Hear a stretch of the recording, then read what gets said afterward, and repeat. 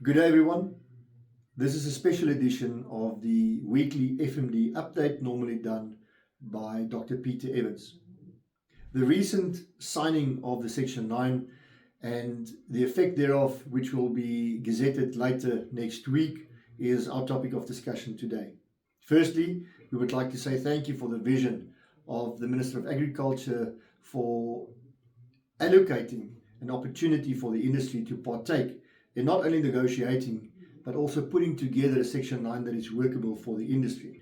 What is important about the Section 9 is that it gives clarity to not only farmers but also veterinarians, private and state veterinarians, with how to deal with an outbreak of foot-and-mouth disease on farm level, in abattoirs and also in feedlots.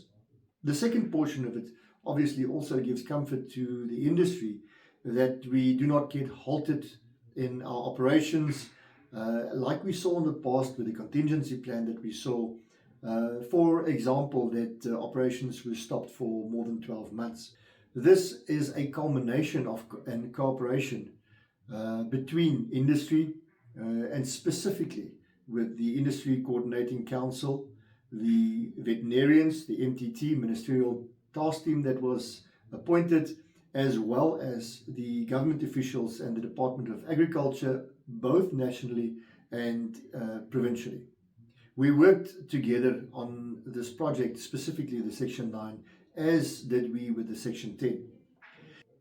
We still have a lot of work to do, but as I said, we're definitely moving in the right direction, and we are very excited about the prospect of working together with government, working together with the industry and the state veterinarians to ensure a safer industry and a more operable industry for all of us.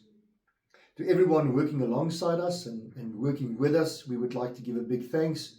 The Section 9 was an effort that we all worked on together, a combined effort, and at the end of the day, I think we've got a document that we in South Africa could be proud of, working towards an outcome that suits the entire industry.